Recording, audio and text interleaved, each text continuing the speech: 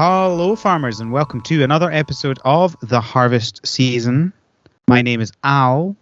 I'm Kevin. And we're here today to talk about so many clones of Stardew Valley. Oh boy, ain't that the truth? Oh yeah, we're here to do a news episode, folks, and Al hit it on the head. I think there's definitely some stuff in here that's going to be really interesting to talk about and eventually play. Yeah, for sure. But yeah, I think this episode is going to be the perfect example of everybody being inspired by Stardew Valley, but not really taking it anywhere.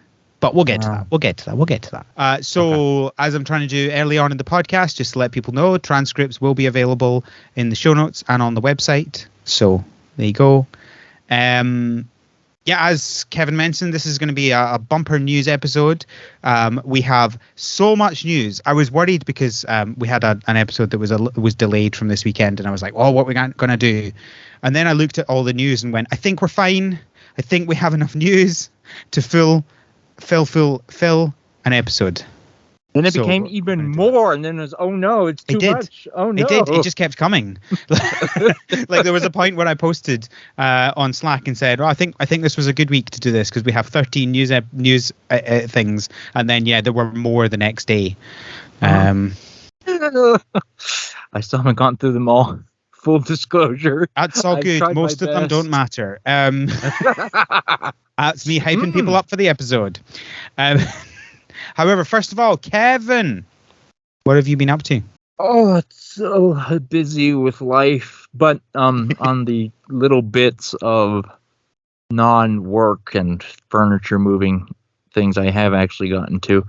I have done a lot of my usual mobiles, whatnot. One I want to talk about real quick is Pokemon Masters. Yeah, I don't know if you keep up with it, Al, but recently they came out with... it is like fan fiction, but official. Yeah. The canon, not canon game. It's great. I don't know if you saw, they did a release with some of the Galar trainers, Marnie, Hop, and Bede with... I saw some stuff, yeah. With the Galarian birds, and they look amazing. I've been pulling for Marnie, haven't gotten her yet. But forget that, because breaking news just today, Ball Guy is coming to Masters. I saw that. That is very odd. But I mean, there are weirder things. I'm not going to complain. You know, maybe this is maybe this is the thing that pulls me back in again. Who knows? Okay. But the question to me is, it's probably not what going Pokemon to be. is he going to have? Is it going to be a Voltorb and Electro? Yeah. Or is it just going to be Ball Guy? I bet. Have we had a Hisuian Voltorb yet? No, actually, they haven't touched Hisui at all. Could be that. I know he's known for Galar. Yeah. But could be Hisuian Voltorb. I just wish it were Ball Guy on the field himself. That feels like a Pokemon. That would be very funny. Yep. So that's Masters. I have been booted up again Octopath Traveler. I recently got the sequel, Octopath Traveler 2, and decided I should go back and finish the first one. For people unfamiliar, it's a Square Enix RPG. It's a very beautiful 2.5D pixel game. Like, they're 2D pixel sprites, but they stand out like a pop-out book, kinda, and the backgrounds do too. Yeah, can we just call it Paper Mario-esque, right? Like that. Yeah, sure. Pixel Paper Mario. I hate 2.5D. It's just such a stupid term. It's like, do you get 4DX in the cinemas? No, or at least I don't watch that. That's too rich for my blood. No, but you get it in America, right? Like, it's a thing that exists. Probably. Yeah, it's like 4DX, and it's like, well, it's I mean, every film was 4D, right? Because they all have time. It's not just a picture. Yeah. That's why they have 4 dimensions, and it's just like people just love to use the dimension word like they don't understand what it is because they don't. You say that, but I mean, we'll get to your week in a bit, but you've been playing some Kirby, and boy, that's some 2.5D. Anyway, Octopath. Yes, Octopath. Anyways, so it's an RPG. It's very, very traditional / classic. It has you have a party of 8 people. You have 4 in a battle. You swap them out, and they have roles and classes, and you can do a second job in second class, and you have items, and it's turn-based combat, and it's just all this great comfort classic RPG stuff like the old Final Fantasies that Square Enix used to make. So it's very comforting, very, very good, very well polished, fantastic music, fantastic visuals. The biggest flaw in Octopath Traveler is that despite the name, the 8 characters barely interact with each other. It's just like kind of 8 separate stories, which is bizarre. 8 path, not Octopath. Yeah, because Octo implies that like they're separate, but they'll converge at some point. Something like that. And from what I've read, it's very in the background how they converge, but by and large, they're just 8 separate stories. Right. And it's weird because they're traveling with each other, and there'd be scenarios where, like having a thief would probably help in this situation, or having a warrior, whatever. But I say that I have heard Octopath 2 fixes this mistake, which will be exciting to see. But yeah, so I've progressed through that, and it's good fun. Other than that, I have dipped my toes back into Scarlet. Well, I say that as if I've stopped. Scarlet and Violet. But in particular, I finally got into competitive battling last weekend, I think it was. There was their first online tournament. Yes. Paldea Prologue. It was a lot of fun. I am someone who enjoys competitive Pokemon battling. And the first year of the game is usually a lot of fun because they don't introduce all the broken legendaries and stuff. So people have weird teams with all sorts of wacky Pokemon. And yeah, it was great fun. It's cool to see all the new Pokemon.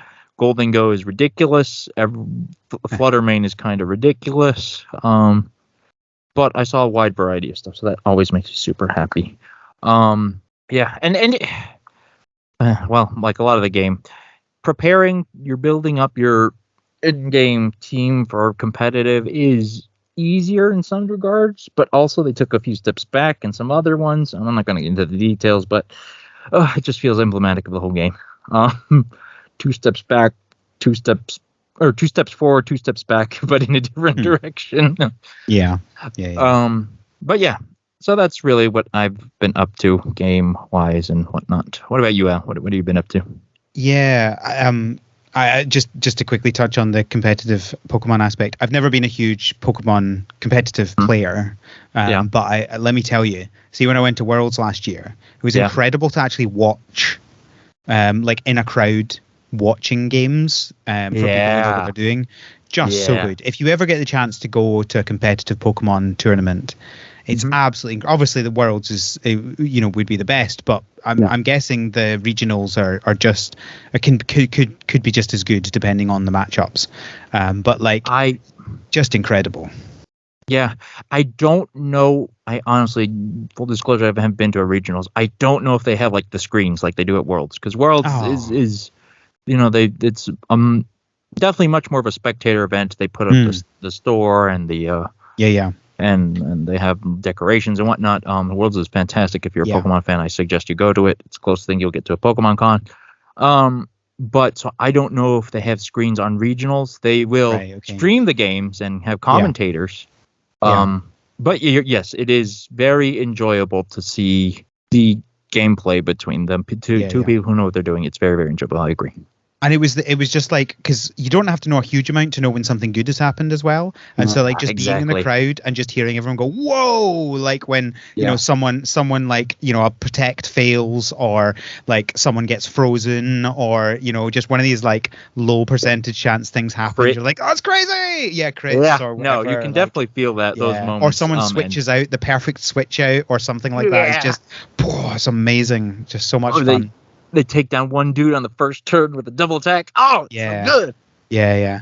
And the best thing about Worlds was on the Sunday we went in nice and early, and we saw the Unite, and then we saw the TCG and the VGC as well. And it was great seeing the different kinds as well. And like there was just so many people there, and it was just so much hype. It is, and I obviously didn't go to the one in London. It was a bit far for me, but the last one I went to pre-COVID, they still had Pokken going, and that one's probably the hypest to see because it was. Yeah, they did it. They did it in London as well. It was really good. They didn't have it on. They didn't have it on the main stage except for the finals, and they had that on the Saturday. But that was the Pokken was very fun to watch as well. Yeah, I'm really sad that they've finished that. That was really good to watch. Yeah, they should probably do a Pokken too, so we can get new Pokemon and new whatnot. Yeah, I mean, they could have just kept it going. It felt like it didn't feel like there was too much at Worlds. Like it felt like it was good enough, and I don't know, maybe it's too much money for them to run that or whatever. But I thought it was great, and like the community around Pokken is so tight knit. Like everybody was cheering for each other and stuff like that. It was really good. Yeah. Anyway, what I've been playing, as you stole my thunder, I've been playing Kirby Return to Dreamland, DX. So I have finished the main story for that.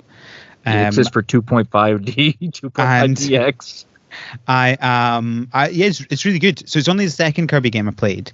Okay. Because I played Forgotten Land, the 3D one from last year, and then I played this one. This is a traditional one. So what are your thoughts? I really liked it. Yeah. I mean, it's obviously quite different being in 2D rather than 3D. It's funny me coming at this from this way around, right? Because everyone else last year got the other way around, going from 2D to 3D. But it feels similar. Like I can see why when Forgotten Land came out, people went, "Oh yeah, this is a 3D Kirby game," right? Yep. They don't feel like different games. They just feel like it's. I mean, it's hard to explain, but other than just it feels like Kirby, but in different number of dimensions, right? Yeah. Like, I can absolutely see that they did clearly the jump from 2D to 3D really well. And I've been really enjoying Return to Dreamland. I will probably play some of the older ones, but I like the problem with this is obviously really good. I suspect, it's not going to be the same going back to the older ones. I'm going to let you know a little secret. There aren't any bad Kirby games. There's some, maybe some ones, but I think most Kirby fans agree there are almost no actually bad ones. Okay. Of course, that's the taste. Like you, I think you enjoy the latest and greatest usually, so maybe going back will be a bit harder. But I think it depends. Like when I played the 2D Zeldas, I liked the 2D Zeldas, right? Like obviously there were issues with the first few of them in terms of like quality of life and stuff like that, but I'd still enjoyed playing them. The 3D Zeldas not so much. But yeah, the Kirby DNA is very strong and present in each game. So once you have a taste of it, I think you'll have a good idea. Does the physics feel quite similar between different games? Close enough. I can't think of any like egregious ones that I can think of. Because that feels like the biggest thing to me with Kirby is the physics. Yeah. Like if you don't float the way you expect to float, then that's where problems come in, right? Yeah. Like obviously that improved. So like the first Kirby will feel a bit different or whatever, but in general it's close enough. Like you again, you can feel that DNA. And so I haven't played Return to Dreamland in a hot minute. I played the original briefly. I didn't even finish it. But that was kind of it's called Return to Dreamland because it was also like the return to Kirby in general. There'd been a very big lull in Kirby games at that point. And so there was a lot of updates with their abilities and copy abilities and whatnot. And this one also, the remake added a few, which is a big deal for a Kirby game. There's so many, and I love it. And so many things you can do with any of them. So obviously there's like some that is like, if you want to get this specific collectible, you have to use the fire one to melt these blocks or whatever. But like most of the time you can like choose your favorite one and just go through most of the game with it, assuming you don't lose it, obviously. I really liked that there's a mech suit one. I don't know if that's a new one or not. It might be a new one. That might be a new one. So good. It feels a little bit overpowerful because it's so much fun. Like instead of jumping and floating, you have a jetpack on the mech suit, and so you just like smoothly move up like a jet. It's so much fun. That's awesome. Return to Dreamland. So back in So like Forgotten World, right? The copy abilities, because the whole 3D thing, they were really stripped down, and like with Fire Kirby, you breathe fire. You did your basic thing, and that's kind of how Kirby originally started. When you had Fire Kirby, you just breathe fire. But starting with Return to Dreamland, they really started building on top of them, where each ability had like their own move set, and it's fantastic. Yeah, there's loads of like, if you've got like the standing still, pressing a button, you've got the moving and pressing a button, you've got the pressing down if you're in the air, pressing down if you're on the ground, pressing up. Yeah, it's loads of different moves with the same ability, which feels like there's lots of choice in the combat, which is good. I'm glad you like it. Good stuff. Yeah, no, it's been good fun.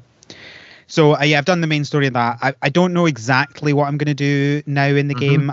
There's an extras part of the story, and there's a new epilogue as well. I will probably do them. We'll see. I'm not going to get it 100% it, because there's like a missions part of it that's like do a level like this, like wear a mask and carry this random item. I'm like, I'm not doing. You have to do 100 of them to get 100%. I'm not doing these 100 random challenges, which is like attach this thing to yourself and then play a level. I'm not doing that. That's not fun. So I'm not going to 100% this game, but I will do the three main things at least, probably. Yeah, at least do the epilogue, because that one. Yeah, I've started the epilogue, both as a gameplay and from the 1% of people who care about Kirby lore and story. That one's fascinating. Yeah, good stuff. Let me tell you, I was shocked by the story in this game. Shocked. Oh, my word! I was not expecting that twist. Are you serious then? Yeah, no, I wasn't expecting the twist. Yeah, it's a good twist. It's a good twist. Okay, no, it's a very good twist. Yeah, that. I won't say anything, but let's not spoil it. Good game. Go play it if you've ever liked a Kirby game, or if you just like 2D platformers in general. Good fun. Yes.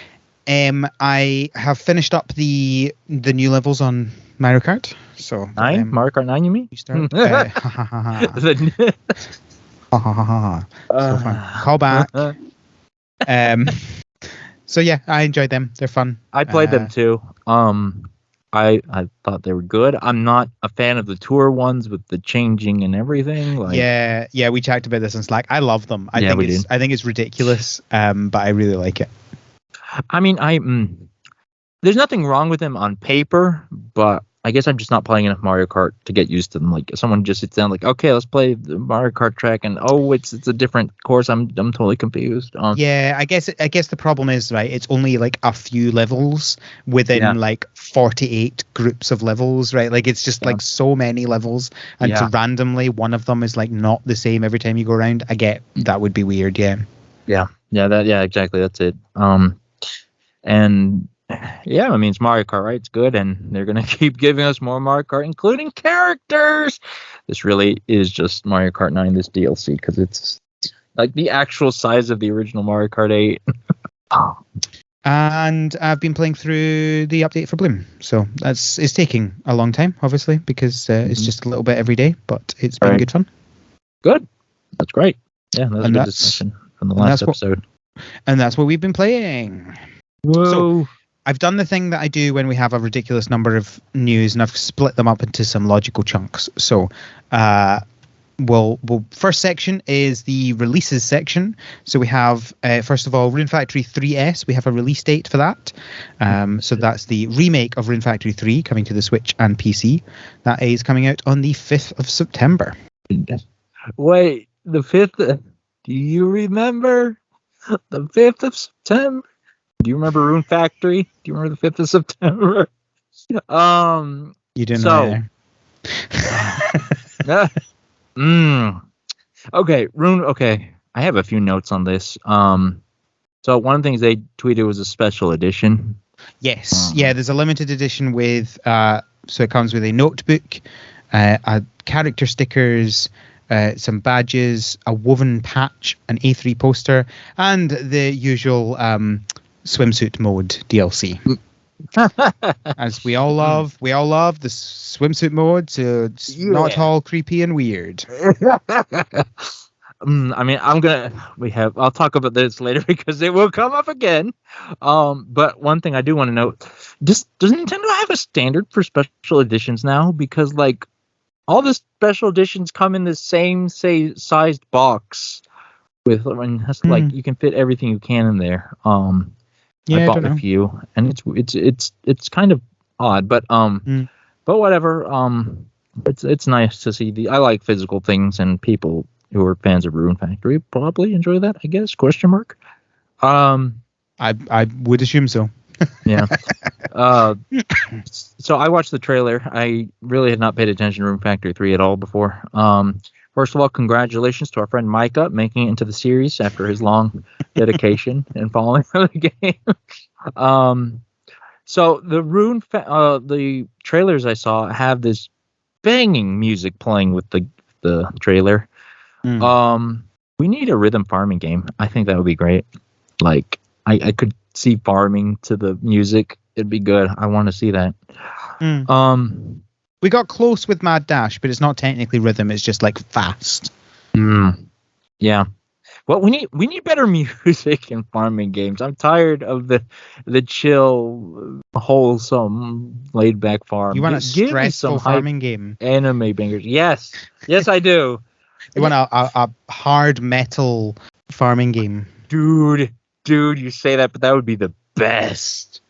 I can't remember what Atomicrop's soundtrack was like. I don't know, but it should be heavy metal. I'd be down for that. So one more comment on Rune Factory. Like they're already very anime, but boy, this one feels anime.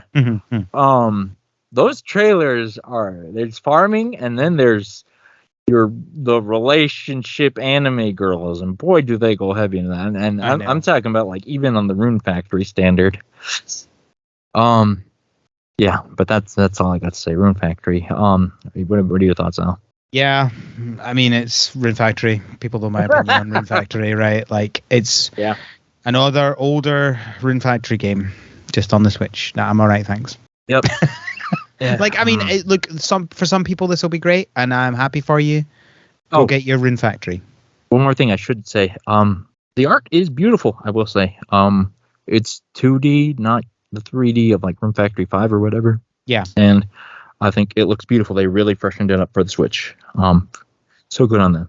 Looks fine. You know what else looks fine? Sunhaven. Yeah. Wow. Damning with faint praise. Sunhaven 1.0 is out now. It feels like it was only yesterday that 0.8 was out. So the full. There are more things coming, but like the non-early access version is now out on Steam. They added the museum and a bunch of character customization stuff, and that museum some is other very things. pretty. It is. I think it's a good-looking game. This it is. The more I look at it, the more I like it. I think they put effort into it. You know, as far as Stardew clones go, this one does stand out a bit. This is just a side comment, not specific to Sunhaven, but 1.0 releases still are weird to me because it's just, you know, this continuous cycle, right? Like there's a whole bunch of early access / beta version, and then at some point you have a 1.0, but then you have a whole bunch of updates after, and it all feels arbitrary and weird. It is arbitrary. Of course it's arbitrary. Yeah. Oh. I don't like that because I don't know when to join in. But all that said, this update is huge, and it does feel like a quote-unquote 1.0 release. So good for Sunhaven. Yeah, check it out. Yeah, I think, I mean, these things are completely arbitrary, right? It's like 1.0 is basically the point where we think that there's enough in it for it to count as a full game. Yeah. That's kind of where things go. I mean, you're obviously not against game updates in general, presumably. No. And you know, because like, you know, the Stardew updates were fantastic. Yeah, for sure. And added a lot to that game, but I don't feel like the original version of Stardew, or the 1.0 version of Stardew was bad, right? Yeah, certainly not. I don't think Stardew ever did an early access or anything like that. So there is. I don't know. Regardless, like the weird thing for me is just, and it might just be a marketing word thing. We did a whole episode on this, but like woo, we're having 1.0. We're officially releasing, after X number of months or years with people playing it. Just, It's an odd feeling to me, but that might just be a me thing. Either way, good on Sunhaven. Like I said, it's not specific to them, but the work they have put in does look very good. There's a lot of new customization. Good on them. Also, Switch port coming soon. Yeah. It's it is. Well, who knows what soon is? Arbitrary releases. We love it. So they've got an upcoming roadmap as well. There's like some more features that will be adding to it later on. But I mean, if you want to play the game, play the game. Like the stuff that they're adding is more player customization, more pets, more race-specific dialogue, having children with your spouse, farm buildings, proximity animations, minor DLCs. What does that even mean? Main story epilogue. So like, I mean, you're gonna get enough out of this game if you play it, and if you really enjoy it, then come back for more. Speaking of updates, we've got a bunch of updates. So first we have the Coral Island Spring update is out now. It is a lot. Okay, so where do okay? Well, let's go through the list, and then sure. If there's things you want to comment on. So obviously there's a bunch of new content, including some of the there's a tree planting festival.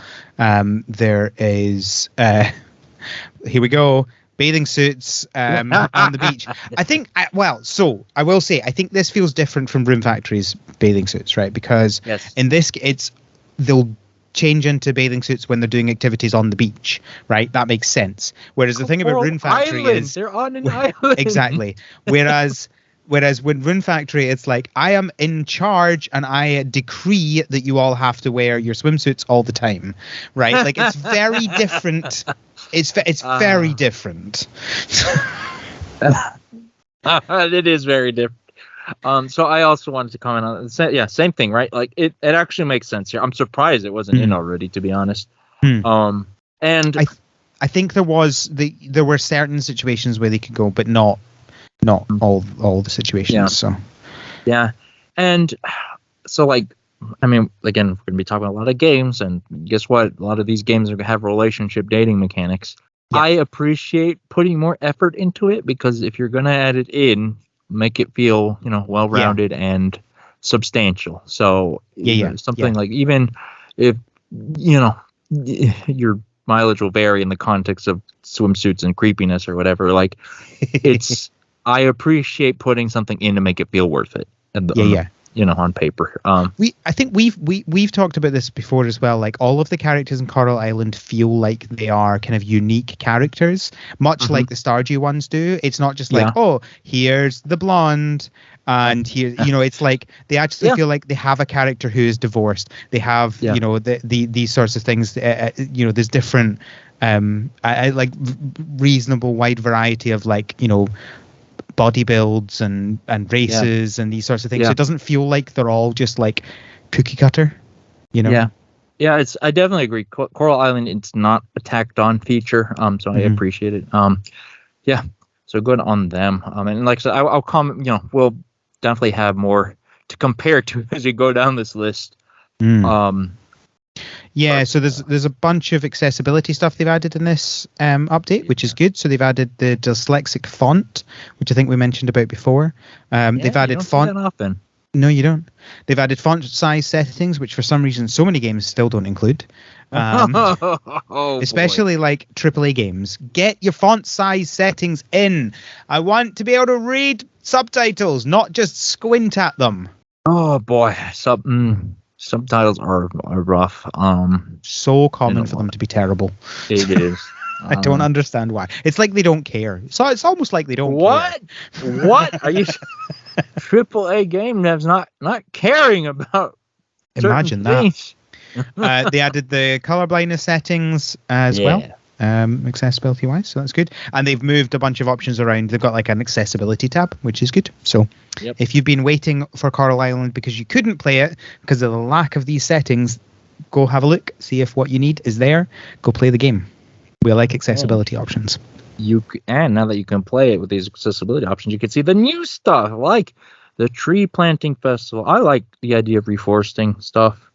I like growing trees. It's like in Minecraft, it's really a zen, relaxing thing. I like doing a forest and whatever. So that's cool. And there's a whole bunch of other stuff. That's quite a thing. A theme in Coral Island is respect for the environment and stuff like that. Yeah. So good. Even just in the name, Coral Island. Mm-hmm. Yeah, I should pick this up. Fine. This sounds like the point I want to join in now. This is. I think if we're not there, we're certainly very close for me. Like it's on my list. I need to play it at some point. I can't remember. Is this one? So I'm in this annoying situation where, like, there's a bunch of Kickstarters that I purchased, and then they were like, oh, what game what platform would you like the key for? And so obviously if you put Steam, you got the early access, and if you didn't put Steam, you didn't. Before I got the Steam Deck, I was just going, oh yeah, well I want Switch, right? Obviously that's how I play my games. And now I'm like, can I change? I want to get the Steam one now because I have the Steam Deck and I can play games on the Steam Deck. So I think this was one that I said on the Switch. So I need to go and change that if I want to play it before it comes out on the Switch. Well, I will get it at some point when it's on the Switch. Especially there's we talked about the reforesting, but there's a whole bunch of other stuff too. There's giants now, a storyline, Giants Village. Oh, there's duck and sheep. There's solar panels. Just one singular duck. Just one. You can only have one. Duck can be bought.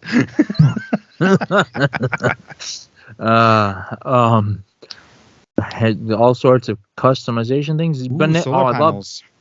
I love growing the fruits. I don't know why, but growing fruits in a farming game seems way more exciting to me than growing vegetables. Maybe it's because I like fruits more than vegetables. The fruit trees in Stardew were always very satisfying because you plant one and then every year you'll get fruit from that tree forever. Yeah. Right? Yeah. Whereas the even like the strawberries, which would regrow and regrow, they would still die when you left the season, whereas the trees wouldn't. So it's a really good way to just like constant money. Yeah. No, I agree. But wait, what is rambutan? Hold on, I'm just looking at the list. There's bananas, cocoa, lemons, and rambutan. Oh, this is another one of those things. Time to learn. Oh my word, that is an incredible looking fruit. Whoa!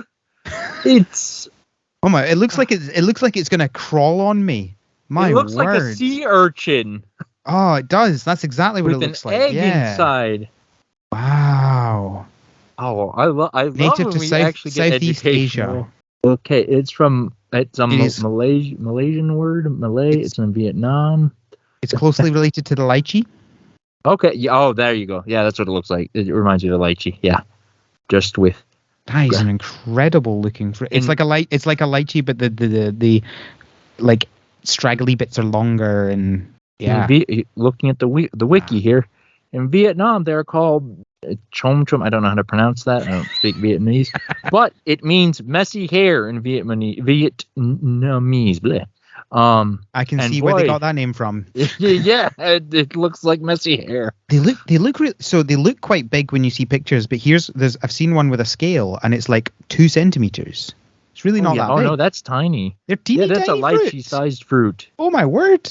I was thinking they were like coconut size. They do, but no, it's next to glass, and it looks like it's like a grape. Strawberry. That's bizarre. Well, there you go. See, now we got to play Coral Island to grow rambutans. Rambutans. I'd like to eat one. Anything else your eyes being drawn to about this update? You can't top that. You can't top the rambutan. It's good. Cool. So that's Coral Island. Go play it if now's the time. Oh, and their soundtrack is out now. Love that. I don't know if the soundtrack's good, but I love soundtracks being released in general. So I have heard some good music from it. So although it's not what you're wanting, it's more of the kind of like Stardew Cam music rather than the Well, heavy metal. Look, it's an island. Can I get, tropical, calypso? I don't know. I mean, there might be. energy? I've not listened to all the music. I'll take that. Go find it. I'm sure it's on Spotify. Okay. I can find out now that the OST is out. Hey. Potion Permit. That's out too. It's got an update. They have added the grow box. You can plant seeds and harvest the herbs and flowers you need from these boxes by your cauldron. I'm surprised it took them this long to get out this, because that seems kind of good. Was this not something that who was it? Bev and Cody? And Maddie? Or is it it was and Maddie. Yeah, that's what it was. Or was it Kelly? I lose track. Potion Permit. Pretty sure it was Bev. It was Bev, Maddie, and Kelly. Yeah. So it wasn't Cody. That's where I went wrong. I'm pretty sure this was basically something they were asking for on the episode. So yeah, I don't remember. It's been a minute since I listened to the episode. It was a great episode, by the way. It was. Yeah, but that seems like a really good feature. So good on you, Potion Permit. You're listening to the podcast and you added it in. Speaking of listening to the podcast and adding stuff to games, Guardian Galaxy have an update out, and they have added a rainbow coin, which gets you multiple items at once, and they've added area selection, so you can now go and grab a whole bunch of things and move them all together. Yeah. Again, this is Guardian Galaxy. I was laughing a little there, but boy, the area selection that was needed. Oh boy, that's a good one. There's a whole bunch of other smaller additions, there's quote unquote spoiler items. They have them spoiled. I don't know how you can have spoilers in this game, but whatever. Look, they have vending machines. That seems like an answer to what we wanted here. Missed that. I missed that one. Yeah, available item cycles after time or once bought out. Interesting. Yeah. Vendor cart. Food orders can be fulfilled to earn coins. What? You can do mechanics to earn coins? One of the things we talked about? Yeah. Vanishing items that can be used to float terrain or objects. Waypoint signs. You can just snap to areas of your garden. Oh, that's a good one. Oh, yeah. This is good stuff. This is good. Nice. Coins on the shrine stuff drop their boost rates. This is good. Okay. Good on you, Guardian Galaxy. You also listen to the podcast and listened, as Al said. I like that. I'm happy with that one. Are you happy with Orange Season? Orange Season, yeah, their 0.9 update is out now. The summer getting update. Close to the 1.0. They are. I don't think anyone on the podcast has actually played this game yet. So, we don't know. What they've added the summer season, they've added a beach, new trees and new characters. And if you really care about the game, I'll add the show notes. One thing I do want to say is there's this quote in the update, which is, unfortunately, you won't be able to use your save files you previously made on version 0.8 because we have run into an issue that prevents you from saving this data without causing issues. We're working on a proper fix. In the meantime, we didn't want to let anybody wait any longer for all this content because of one bug. So we will be resolving this issue next week in another patch. So I'm assuming that they just warn you that you can't use your old save file and they don't overwrite it or corrupt it, because otherwise that seems really bad to go, we didn't want to wait, so here's a version that corrupts your save file. Oh boy. So that's a big one. Orange Season, you probably could have waited to drop that. yeah. I get not wanting to wait for one bug, but for this bug, that's a big one. Maybe wait for this bug. This isn't the orange umbrella can't be used in one square, right? This is a very different bug from that, right? This is you can't use your save file. So I don't update your game until 0.9.1 is out. Look, I guess Pokemon didn't learn the lesson. I won't hold it against Orange Season. Well, no, because the Pokemon one is not it happens to. This is nobody can use their 0.8 save file at 0.9. It's a much bigger issue. And you did not have the summer season. It's called Orange Season. Oranges are summer fruit. You gotta wait to make people pay for it. Oh boy. I don't know why this next one was in this section. It probably should have been in the previous section. But Song of the Prairie has a release date now. That's the 7th of April. Hey, what is Song of the Prairie? I don't remember. Let me see. Song of the Prairie is a 3D relaxing farm game. A hero who defeats the demon begins a new rural life, experiencing the fun of exploration to the town, harvesting giant fruits and crops, taking care of fantastic animals, dating with someone you like. This feels like it's been what's the word I'm looking for? Auto translated. They defeat the demon. Not capitalized, just the demon. This game, yes. I think I've said this before. It feels like fine. Like this feels like the kind of epitome of like a 3D Stardew clone. Like there's some extra things like for some, if your sheep gets hit by lightning, they become a electric sheep, right? But like, okay, cool. Fine, whatever. But like, it doesn't really feel like there's anything fundamentally unique about this game. Yeah, I'm looking at the trailer and I agree with you. Like, the overall feel is definitely 3D Stardew and doesn't like super noble, but there's lots of little things that are kind of cool. Yeah, I think the problem is that like little things isn't really enough. Like there's something like Coral Island is very much a Stardew clone, right? But when I look at it, I'm like, I want to play this. Whereas when I look at this one, I'm like, I'm all right, thanks. I think I'll skip this one. Yeah, I agree with you. Like, there's nothing super differentiating. I totally agree with you, but I will just give them props for the little things they do make differentiate that are fun. Like, I don't know what they're doing, but like you plow something like a whole field plow. It's like a wave. They're on a character, like on an animal, I think. Yeah, boar or something. Yeah, and they're running around with it, and like causing dirt holes and. There's a crab where you can put different flowers on it. I don't know what that's about, but it's a cute crab. I do worry that a bunch of these things are like late game stuff. Oh, you're probably right. Oh, this looks really nice, so it's probably a late game or takes a minute to get. The giant fruits and veggies, that's a fun bit. It could be a game. I mean, it's a good looking game. The animations seem good. Like it looks all fine, but like there's just something about it. I'm just like, I'm not excited by it, and I don't know why. I don't blame you. I agree with this. But hey, you listener, check it out. Song of the Prairie. Make your own judgment. Maybe it will interest you. Again, that's April 7th, 6th to say 6 on the Steam page. Yeah. Next, we have some generic miscellaneous announcements. So, Lightyear Frontier. This is the game where you're like on another planet and you have like a mech suit farming. That has been delayed. The early access has been delayed. So, fine. Yeah, there's not really much to say about this. I can't even remember when it was scheduled for. I don't either. Spring 2023 is when it was scheduled for. We don't have a new time frame as far as I can see. There's a lot of words in this statement, so I might have missed something, but I can't see an updated time frame. Yep. You know what does have a release date though? Terra Nil. Yeah, it does.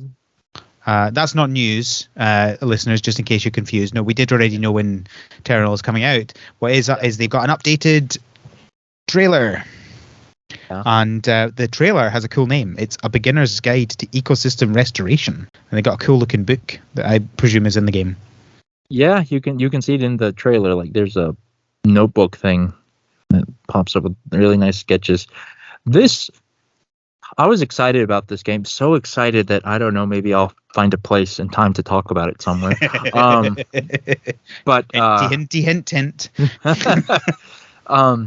But that said, this trailer really excites me. The animation, there's like these waves of leaves that go into a machine and expand and terraform. It looks really nice. The animations are really nice. Like I said, there's like a notebook that's like that shows sketches of animals and machines and stuff. It looks very nice. It's I think it's just like your standard menu stuff, but it's just very stylish. Yeah. I think what I like about this as well is it feels very much like a modern a modern management sim without all of the 3D aspects of a lot of newer ones.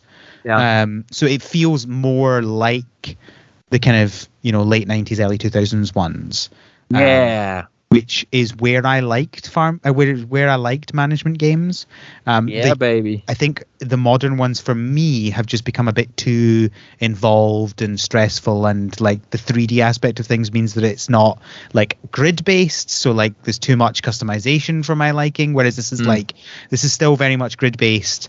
But it still feels nice and modern and good graphics and stuff like that. And the theme of terraforming is very strong. Like it's really well done, and it's watch the trailer, be excited. It comes out in 2 weeks, less than 2 weeks. 3/28. That's less than 2 weeks from now.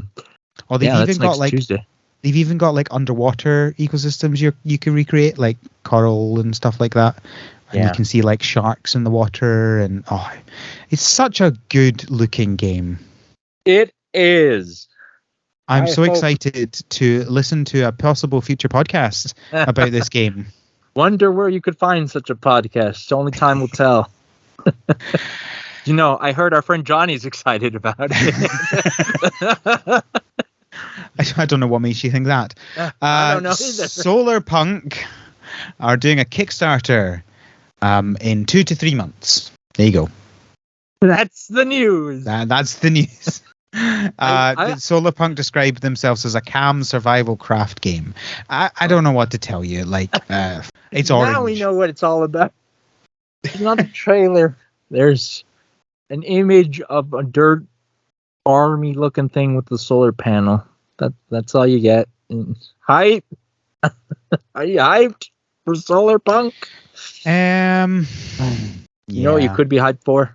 Let's see. Wait, is this the right one I'm looking at? Is it Traveler's Rest? Is that one's next? Sorry. Yes, it is. Traveler's Rest. Yes, Traveler's Rest. Give me hype for that. They've put up a roadmap. That's cool. If you're really up for that one, go. Okay, this roadmap, like I appreciate roadmaps, but come on, guys, this is like a Microsoft Planner roadmap. This is 100%. This is how they are internally working on the game. Absolutely. There's obviously some information that's going to be hidden from us, but 100% this is like their whole management system that they're using to build the game. It is, which is. Like I want a little more style with my roadmaps, but it's also kind of funny just to see them just drop it like that. There's a lot of stuff. Listeners, you can look at that. They're working on farm animals and all sorts of things. The one thing I want to bring up, there's a new NPC, Bob. That is, my friends, is a Goron from The Legend of Zelda. That is a legally distinct Goron. It really is. That's exactly what I thought when I saw him as well. I bet Buzz is definitely Scottish as well, right? Like, what? What? You telling me that the character with small eyes and a big lush red beard is going to be Scottish? I guess he could be Irish. Or that. It could be. But no, he's going to be Scottish. I totally agree. Yeah. I mean, if you really want to know the detail about what they're currently working on and what the next update is and the very long-term stuff, I love how in the very long-term column they have main story. Okay, fair enough. There we go. Good job, Traveler. They have a roadmap. They're at least they have a focus. I'll give them. Yeah, I'm not complaining. I'm just mocking them because it's fun to mock people. Yep. Oh yeah. You know Next, what we have. Wait, do I want to mock? No. Sorry, did I just ruin your segue there? Yes, whatever. Just Moonstone Island. It's out. It's coming to the Switch. I don't think it is out yet. Is it? No, it's not out yet. Oh goodness. Moonstone Island is meant to be coming out this year, but it's not out yet. No. The news is that they are officially coming to Switch, and we get a picture of the game on Switch.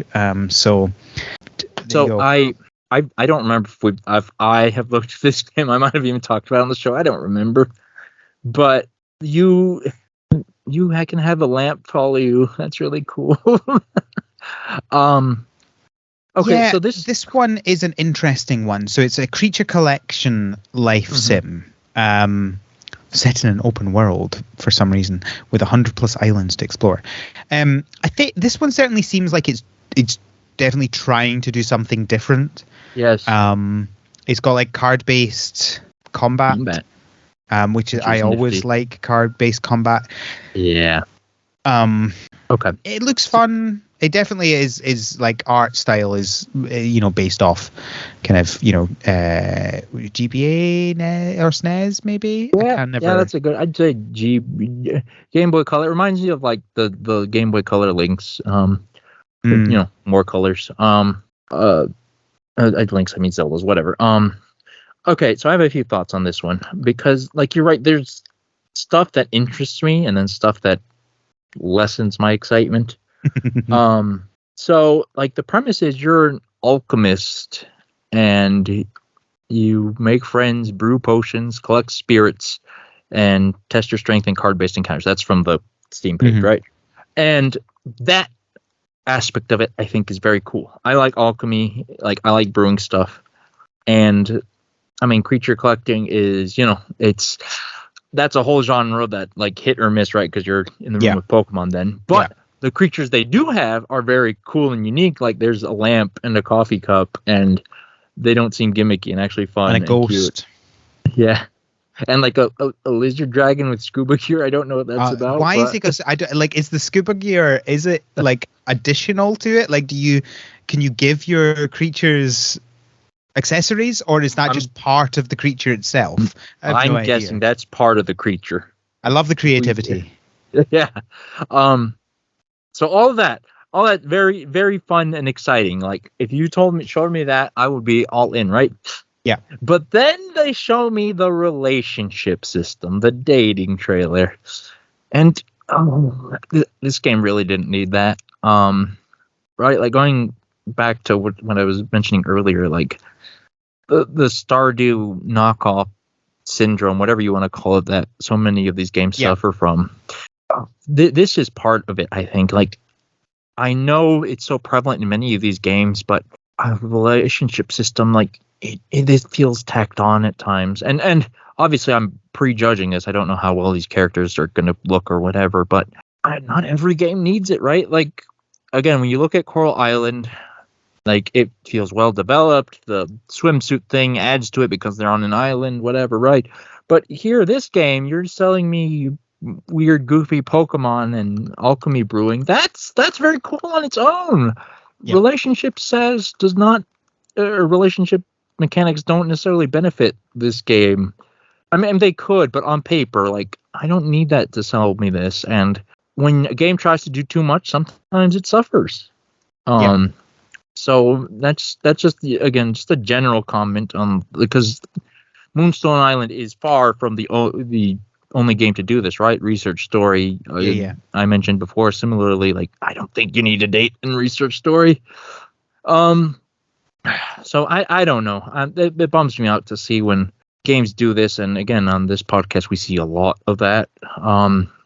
But I will still be looking at Moonstone Island because even if there's boring dating, they have a lizard with scuba gear and a lamp and a coffee machine, and or coffee cup, and I'm excited to play with those Pokemon.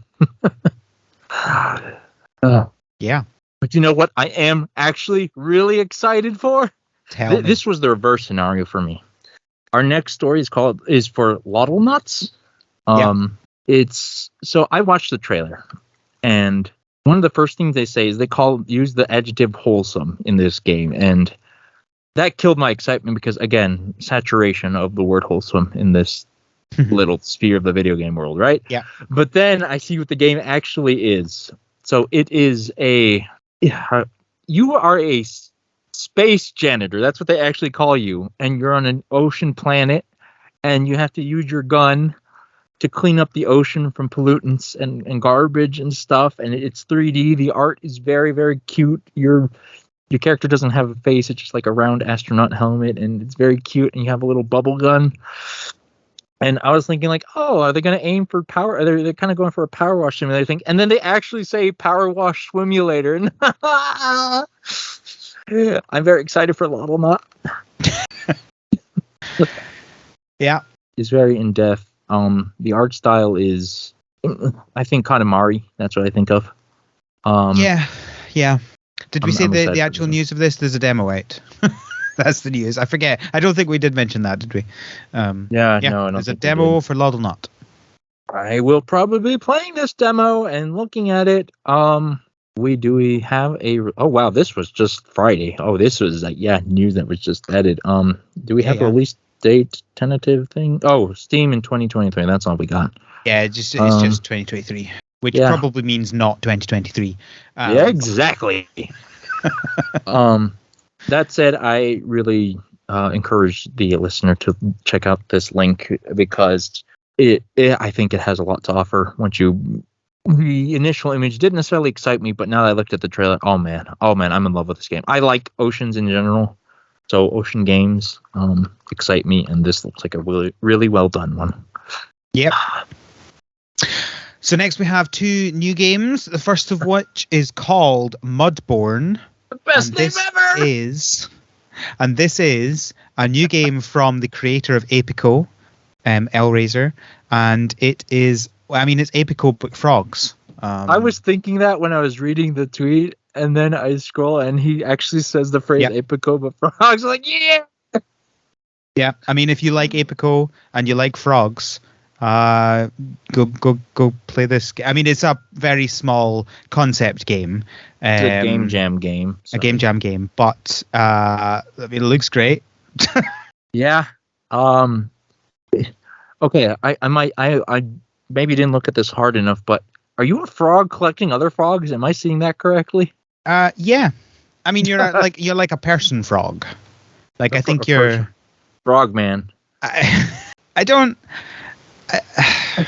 So it says finally reach your life goals and become an actual frog, and then it says tiny little frogs you can catch and chase. So I think you are a person who has become a frog.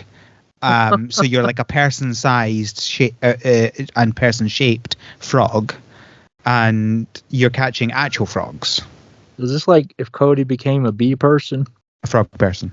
Well, for bees, Oh right, I see what you mean. Mudborne but bees. And then it says one of the frogs has a tiny hat. Game of the year contender. Play God and manipulate your frog's genetics to create new species. I'm going to guess this is not as accurate as Apico. Just a theory.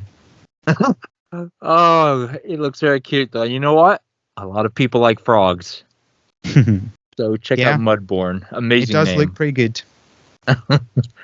I hope he expands on it because it's a little concept game, but I think this would be fun to work on into a more proper game. Yeah, but also just small concept games are fun to do as well. That is true. Not everything needs to become a moneymaker. Hobbies are good. That's true, but this one should be a moneymaker. And the other new game before we get into our final piece of news is Outlanders. Welcome to the Outlands, a faraway place where work is hard but rewarding, where people dream big but stay grounded, where friends become family and settlements become cities. Outlanders is a town-building strategy game populated by hard-working, charming folk in search of a simpler life. Some just want to survive off the land, others want to create amazing things. It's up to you to use the extensive catalogue of tools and buildings at your disposal to guide them towards their goals. So what I think is really interesting about this is it's a city builder, but it's not like a city builder. It's like a village builder? Yeah. And so it's not like, because I think the problem with one of my issues with city builders is it's always like build the biggest and most capitalistic and most horrifically urban city you can. Download Forge of Empires from the Android Play Store. And then this is like, let's build a place where people live. Build a bakery and then it literally says yum when you build your bakery. Yum. Okay. So when I first saw this, I was it looked a little generic because the art style's kind of, I don't know how to describe it. We've seen it before. Goose Game. That's probably a good comparison. Untitled Goose Game looks like that. Yeah. Where it's like quite simple soft, textures. Yeah. And you're building a city, and it looks fine. What excites me, though, something like a small detail that really differentiates city builders for me is the people actually like working on the stuff, right? So it's not just clicking and, here's a construction site, or, poof, the building appears. You actually see like people going and using the buildings or working on them. And I don't know, that just really makes it come to life for me. And I don't know, it looks very cute. I like it. I think I will probably take a look at it. There is a demo available. Wait, no, it's out. It's out already. $15 on Steam. Oh. Yeah, $23 if you want to buy the complete edition, which has 2 DLC packs. This is a lot. I'm probably gonna get this. Why not? Add all the DLC to cart. Click. Yeah, check it out. Outlanders on Steam. Yeah, cool. Now, I know people think we've covered a lot of news, and we have, and we only have one more piece, but it's only like a third of the notes we have here. My word. Right. It's a little game they call Harvest Moon. Harvest Moon. I've heard of it. The Winds of Anthos. So, I mean, let's start this off with, I honestly don't know how I'm going to feel about this game. But we have a bunch of news about this upcoming Harvest Moon game. Still no release date, but we'll go with that. We have a bunch of screenshots. We have a bunch of text describing it. And let's go through the list of text that they've given first, and then we can comment on the screenshots and what we think about it. Before that, I just want to make one comment. Okay. This is the Harvest Moon, not Story of Seasons. Yes. And so this is Natsume Himeki the games. Yes. They regionalized the original Harvest Moon games, and then they had the trademark, and then they decided to make their own games, blah, blah, blah, blah. Yeah. And I know we repeated that ad nauseum here, but I only bring that up because one of the links that you shared and I'm looking through, the author, it's like a blog post or something, seems to be confused and seems they're playing through Story of Seasons and saying now Natsume has made Harvest Moon, Wind of Anthos, and those are not the same people making these games. That hurts to see. Okay, let's go through the text now. Yep. Okay, cool. So, bit of blurb. The land players will explore is known as Anthos and is home to the harvest sprites. Well, I'm shocked. Spirits that protect people and nature, as well as the goddess of nature known as the harvest goddess. However, about 10 years ago, an unprecedented eruption in Anthos's volcanic region forced the harvest goddess and her harvest sprites to use all their powers to protect the people. The people were saved, but the eruption left the villages cut off from each other. Believing that the separated villages and people would one day be reconnected, the harvest goddess sent a bottle into the ocean with a letter and a magic key, then fell into a deep sleep. Discover 5 unique towns with their own seasons, terrain, and villagers. Explore the world of Anthos while searching for harvest wisps, wild animals, mines, and more. Care for livestock such as cows, sheep, chickens, and more, and earn bonuses on your farm for keeping a variety of animals. Woo 5 different bachelors and 5 different bachelorettes. Marry whoever your heart desires. Keep pets such as cats, dogs, parakeets, wolves, and more. Doc Jr. is back with a new and improved Expando farm that lets you easily move your farm around the land of Anthos and cook multiple dishes in your kitchen at the same time. So that's all well and done. I'm just looking at the list of there's 2 more bullets that I believe aren't official. No, these are just my bullet points. One says same-sex marriage, finally. This is the first Harvest Moon game that has same-sex marriage. it's good that they've finally done it. It's just absolutely bizarre that it's taken to 2023. Oh, well, all right. I'm just going to agree with your statement of finally and not comment on that rabbit hole. We don't need to do that. We're there, we're good. You can marry anyone. Just go with it. Yeah. So I guess there's a few things to talk about. So first of all, it's interesting that they're going on with the concept in the previous game, Harvest Moon. What was it? Harvest Moon. Pioneers of Olive Town? No. No, was that a Story of Seasons? That's a Story of Seasons. One World. One World. Harvest Moon One World, where you have your Expando farm and you can move your farm around the world. So they're continuing with that. You still have this, you have your farm that you can move with you, which I really liked the concept of, the idea of. It didn't really work as well as I would have wanted it to in the game. But it's an interesting concept. So that's an interesting thing. It's clearly like a sequel to the previous one because Doc Jr. was in the previous game. So like presumably it's like a land that's near where you were in the last game. Who knows? Are they actually going to do anything about that? Or is it just like, hey, here's a character, I don't know, whatever. Again, they're doing like the different areas have different seasons and different things can grow in them. That was a vaguely interesting thing in the last game. It was just really badly implemented. It'll be interesting to see. We don't know anything about how that works, right? And we probably won't know about how that works till we actually play the game. It could be really good, or it could be the same as One World, in which case I will hate it. But what do you think, Kevin, about the look of this game? Because that's the biggest thing we know about is how this game now looks. Yeah. Like I saw your comments on it earlier. Like, it's the best looking non-Story of Seasons Harvest Moon game, by far.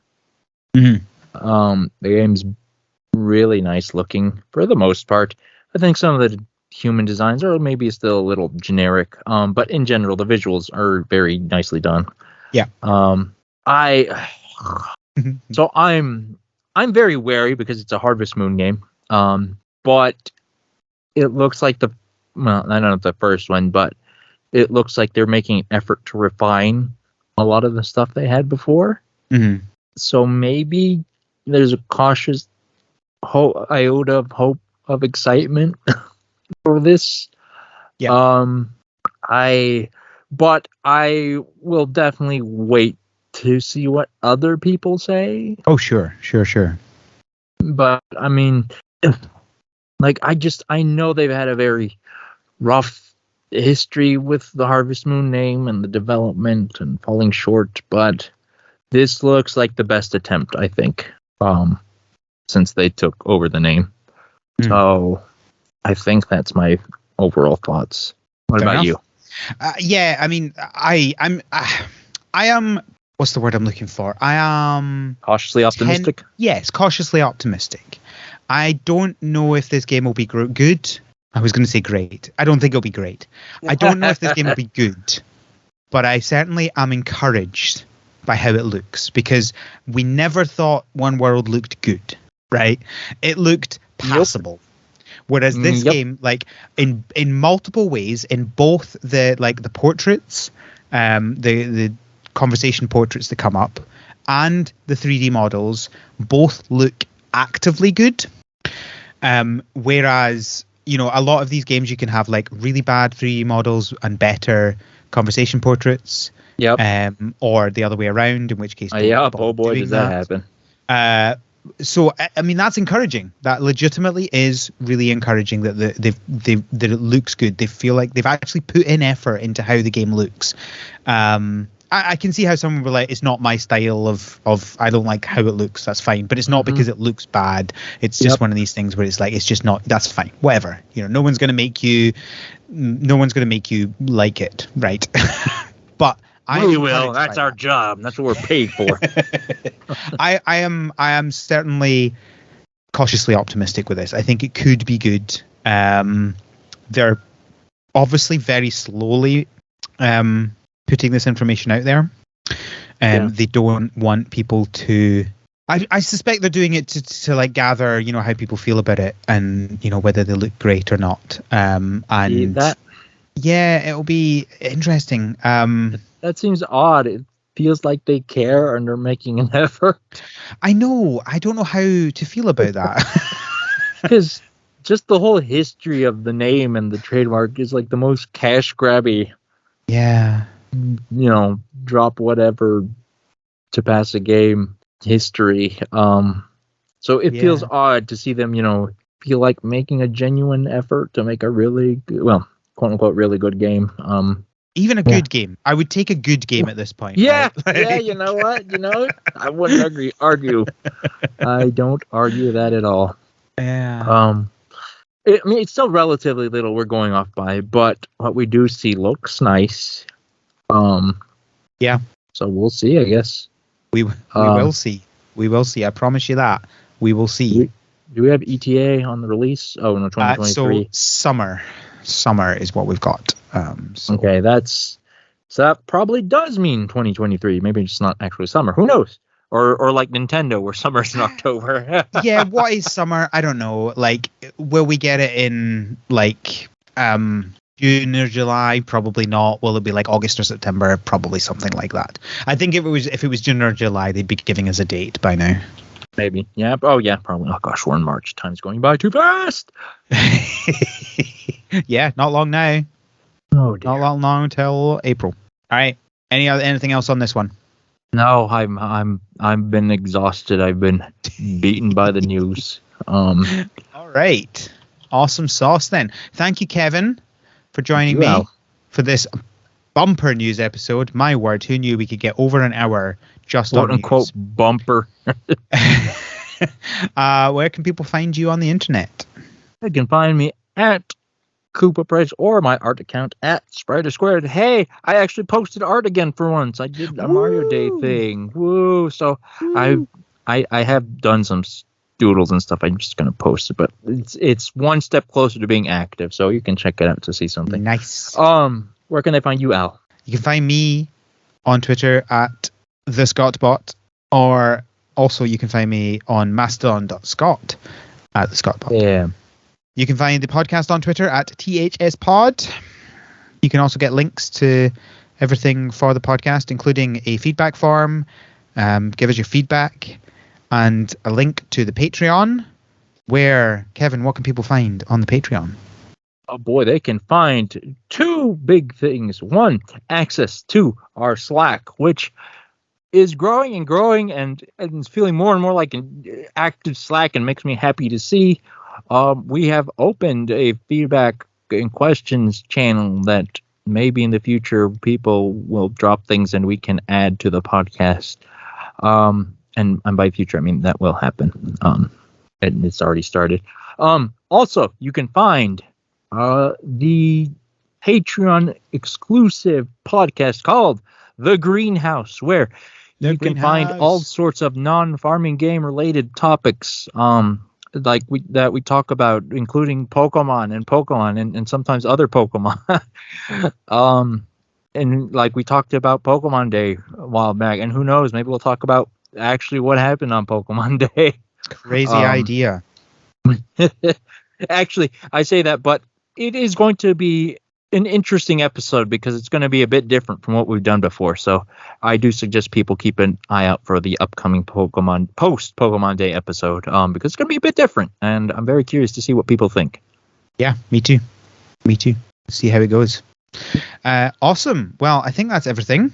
Thank you for joining me again. Thank you for inviting me out. Until next time, have a good harvest. Yeah, close enough. Okay. The Harvest Season is created by Al McKinley, with support from our patrons, including our pro farmers, Kevin and Stuart. Our art is done by Micah the Brave, and our music is done by Nick Burgess. Feel free to visit our website, harvestseason.club, for show notes and links to things we discussed in this episode.